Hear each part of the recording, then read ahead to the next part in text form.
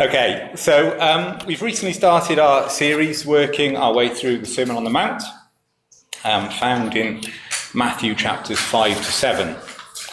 It's the longest recorded sermon of Jesus, and it's found right towards the beginning of his ministry. And in Matthew, it's found shortly after he called his first disciples. Last week, Steve looked at the first part of this, where Jesus outlines how the kingdom of heaven is completely different to the world, and how those who are blessed in his kingdom are not the same as those the world would see as blessed. This week, we move on to the next passage in chapter 5 and verses 13 to 16. So let's read that through. Can you? We haven't got a microphone in this, unfortunately. That's struggling. Sorry, we should have. Jonathan, is it worth just turning that one off? Because it's getting a lot of feedback. Is that feedback? We'll turn it down.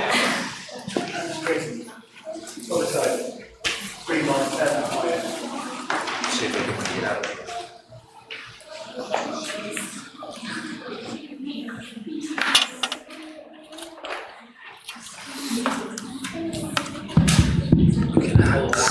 That's better. Not be in front of us. If I move that over there, we should be able to do much more. Okay, better? Yes. Okay. So, Matthew chapter 5, starting from verse 13. You are the salt of the earth. But if the salt loses its saltiness, how can it be made salty again? It is no longer good for anything except to be thrown out and trampled underfoot. You are the light of the world. A town built on a hill cannot be hidden. Neither do people light a lamp and put it under a bowl. Instead, they put it on its stand, and it gives light to everyone in the house. In the same way, let your light shine before others, that they may see your good deeds and glorify your Father in heaven. Now, I don't know if anyone here remembers what they were doing on the 17th of November 2002. No? Yeah? Well, the date is significant for me because it was the day on which I was baptised in Cardiff. It was actually only 3 days after I passed my driving test, so it was a big week for the young Reese. In the church then, it was the custom that, as part of the preparation, someone from the church would pray for a verse that would be given to each person being baptised. For me, it was the final verse of this passage, Matthew 5:16. Let your light shine before others, that they may see your good deeds and glorify your Father in heaven.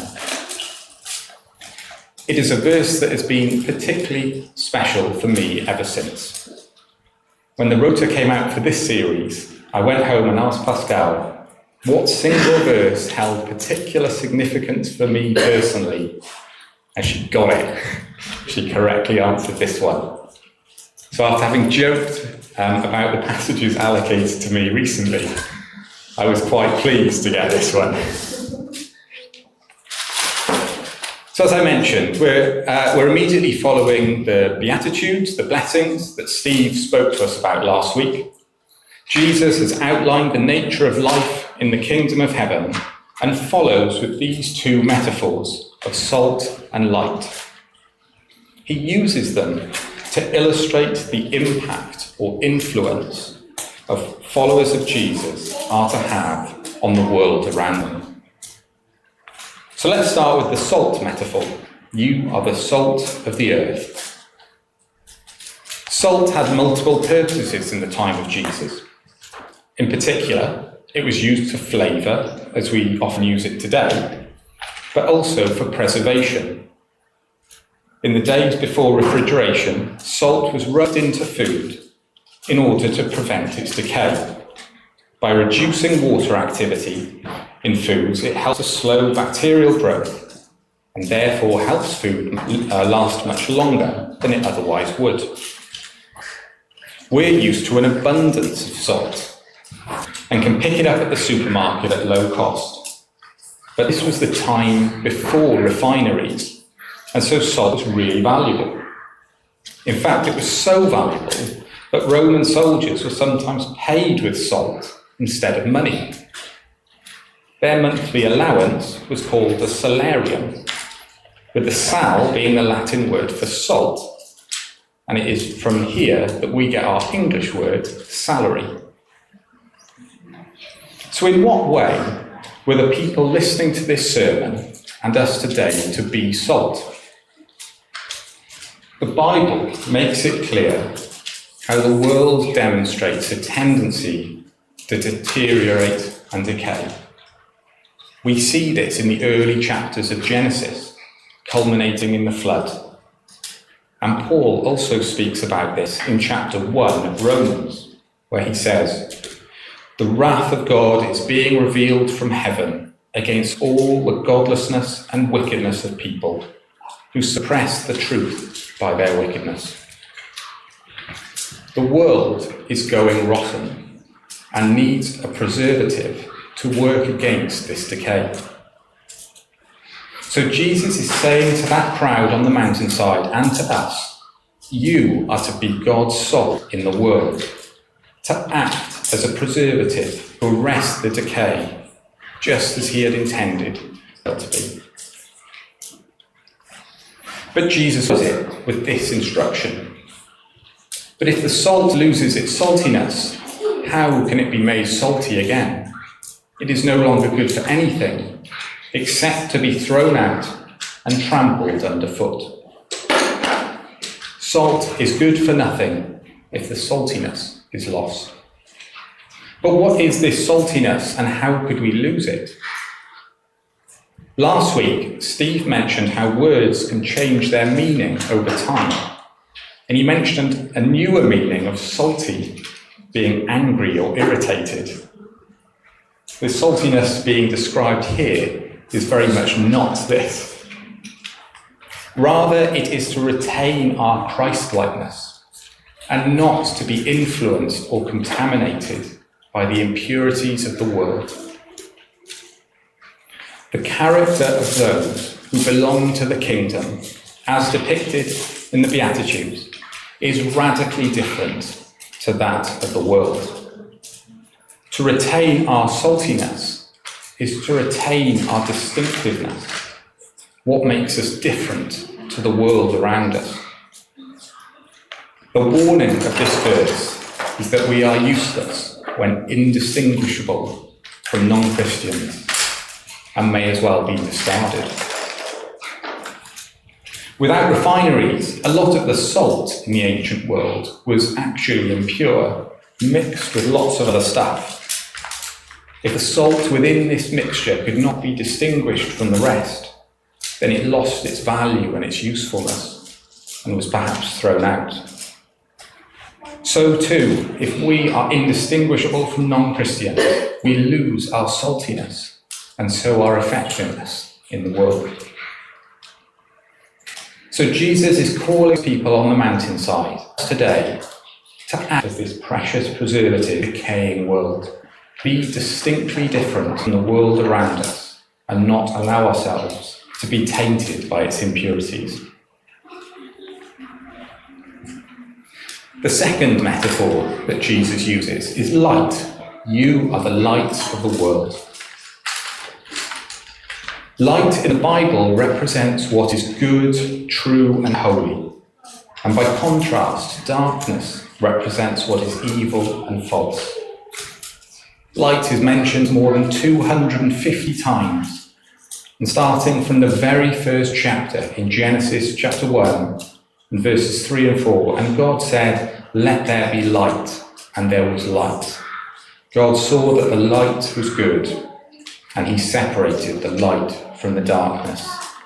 And that goes all the way through to the very last chapter of Revelation, where in chapter 22, verse 5, it says, "There will be no night. They will not need the light of a lamp or the light of the sun, for the Lord God will give them light, and they will reign forever and ever." In 1 John 1:5, it says, "God is light. In him there is no darkness at all." And in John 8:5, Jesus says, "I am the light of the world."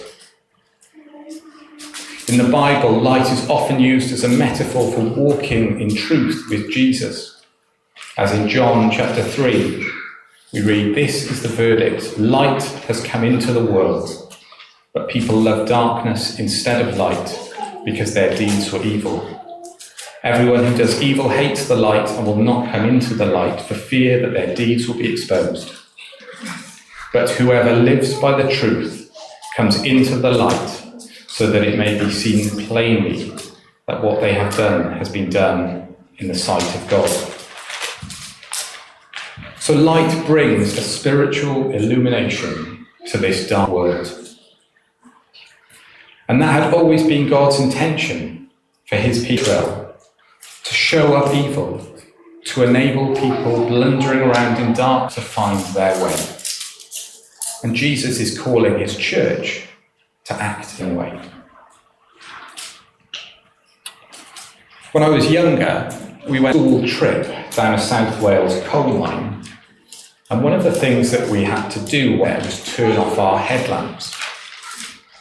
Often nowadays, I don't think we really experience absolute darkness, and there you really do. However long you wait, eyes are not going to adjust to that darkness. You could blunder around for a very long time and not find your way. But when the lamps go back, the light transforms the situation, enabling us to find our way. And when you get to the surface again and step out into the daylight, you experience almost the complete opposite of the darkness of the mind. After experiencing that darkness, you step into the daylight and you have this sort of almost all-encompassing, glorious daylight everywhere.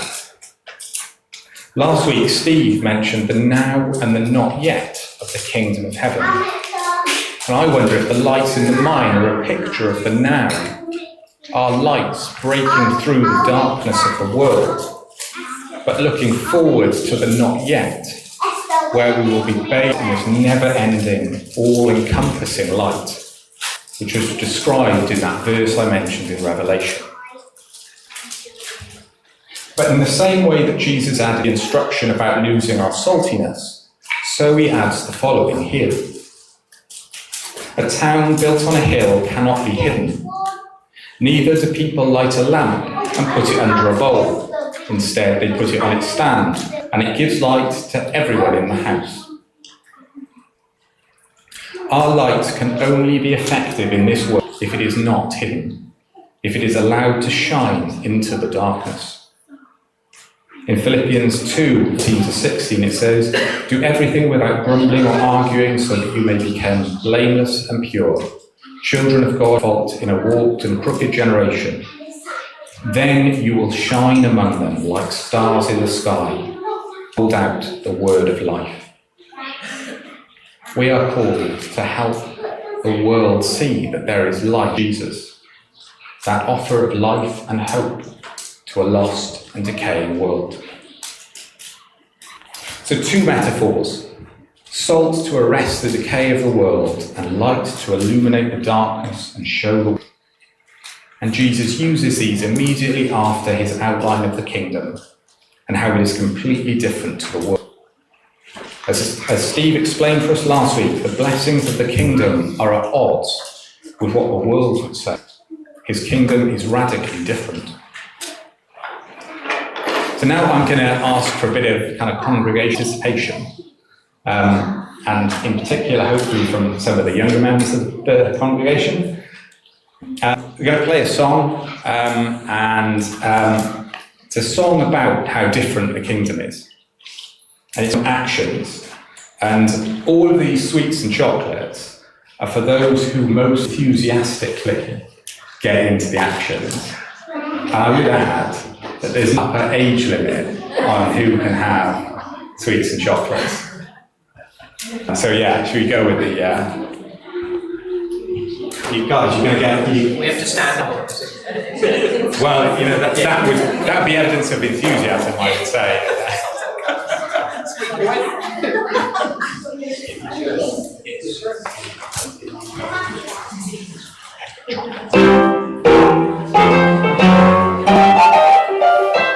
It's a topsy-turvy, curly, crazy times. But the weak are strong, the first are best, and the slowest one gets the race. It's an upside down and inside out, back one down. 'Cause everything is possible in the presence of Him. When the mustard seed are faith, to move the mountain, and to build those our bread. Be 1,000 men. When a schoolboy with a slave could knock a giant flat, and to make us sleep inside a lion's den. It's a topsy-turvy, curly, crazy kind of race. But the weak are strong, the first are last, and the slowest are ways to race. It's an upside down and inside out, back to front kind of thing. 'Cause everything is possible in the presence of Him. Moving into towns, and the woman starts to sing. And the temple full of water becomes a vintage rain. When a fickle fisherman broke upon the lake, and from his grave a bell rings from the dead. It's a topsy-turvy, curly, crazy kind of race. But the weak are strong, the first are last, and the slowest one wins the race. It's an upside down and inside out, back to front kind of thing. 'Cause everything is possible in the presence of Him. Moving into towns, and the woman starts to sing. The temple full of water becomes a vintage rain. When a fickle fisherman walk upon a lake, and from his grave a man wakes from the dead. It's a topsy-turvy, curly, crazy kind of race. But the weak are strong, the first are best, and the slowest one wins the race. It's an upside down and inside out, back to front kind of thing. 'Cause everything is possible in the presence of Him.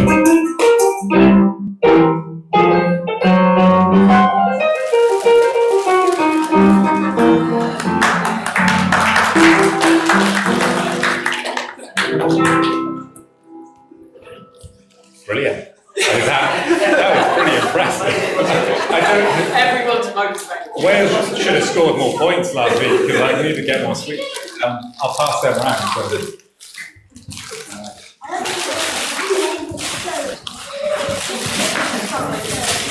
So the song is about that topsy-turvy, where the first are last, the weak are strong, the meek endure, and the persecuted are considered blessed.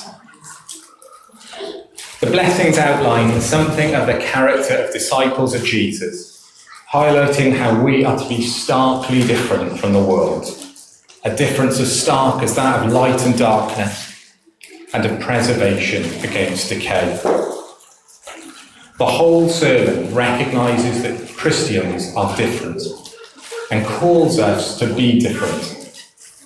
In Jonathan's introduction to this series, he spoke about John Stott's view that the central part of the whole sermon was summed up in chapter 6 and verse 8. Do not be like them. But in being radically different, the church can also be attractive to the world, drawing them to Jesus. Martin Lloyd-Jones, the Welsh minister of Westminster Chapel in London, said, "The glory of the gospel is that when the church is absolutely different to the world, she invariably attracts it. It is then that the world is made to listen to her message, though it may hate it at first. People are drawn to a light. The wise men were drawn to the light of the star, and so too will non-believers be drawn to his light if we allow it to shine. So called to be different but have an impact and influence on the world around us, to retain our saltiness and to shine our light. This is where we turn to the final verse of today's passage. In the same way, let your light shine before others, that they may see your good deeds and glorify your Father in heaven. Jesus calls us to let our light shine that others would see, and not to hide our faith. We are to be openly ourselves as Christians, living the life described in the Beatitudes. Then people will recognize that our light is his light. A life changed by Jesus will shine his light for all to see. The good deeds mentioned are not done in an effort to be saved by them, but rather flowing from a love of Jesus and the effect he has had on our lives. Works of love, faith, service and compassion, which don't cause people to praise the God, but actually cause them to praise God. The world sees his light reflected in us. I believe that this final verse underpins our unity meals. They are not about getting bums on seats in church, but about shining the light of Jesus into our community so that people would fall at his feet and worship him. So too our serving Sundays, our love of Jesus expressed in service of others so that they may see his light and worship him. 2 weeks ago, Steve got us to picture the scene as Jesus delivered this. He is speaking to a relatively small number of very early believers, probably mostly Paul, sat on a Middle Eastern hillside, and he calls them to be salt of the earth and light of the world. And here we are today, perhaps small in number, sat on a bit of a hill in Bromsgrove, but called to be salt of the earth and light of the world, to have a big, wide impact and far-reaching influence. John Stott wrote the following with today's passage in mind. Our Christian habit is to bewail the world's deteriorating standards with an air of rather self-righteous dismay. We criticise its violence, dishonesty, immorality, disregard for human life, and materialistic greed. The world is going down the drain, we say with a shrug. But whose fault is it? Who is to blame? Let me put it like this. If a house is dark when nightfall comes, there is no sense in blaming the house. That is what happens when the sun goes down. The question to ask is, where is the light? Similarly, if the meat goes bad and becomes inedible, there is no sense blaming the meat. This is what happens when bacteria are left alone to breed. The question to ask is, where is the salt? Just so, if society deteriorates and its standards decline until it becomes like a dark night or a stinking fish, there is no sense in blaming society. That is what happens when fallen men and women are left to themselves and human selfishness is unchecked. The question to ask is, where is the church? Why are the salt and light of Jesus Christ not permeating and changing our society? And that is the challenge of today's passage, to act with twin purpose, as salt to stop the decay and preserve, and to bring light to the darkness, to stop the spread of evil in this world and promote the spread of truth. The world needs both salt and light, and we are to be that. As salt, we are to be rubbed into the world around us and not sit as nice little salt shakers. Otherwise, we cannot have the preservative impact we are intended to. And as light, we are to reflect the light of Jesus, to illuminate the darkness and show people the way to true life. As he said, I am the light of the world. And so we now reflect that for all the world to see. So having worked through the passage, the questions for us to ask ourselves might be this. How are you demonstrating the difference in your life which comes from being a part of his kingdom? How are you demonstrating your saltiness? And how are you shining his light into your workplace, school, community and town? The calling in these verses was brought into reality in the very person of Jesus. He was the salt of the earth, and he was the light of the world. Just as was promised in Isaiah 49, I will also make you a light for the Gentiles, that you may bring my salvation to the ends of the earth. And he was set on a hilltop, crucified for all the world to see. And in this, bringing and becoming a beacon of hope, a new life for all, drawing us and all the world to worship him.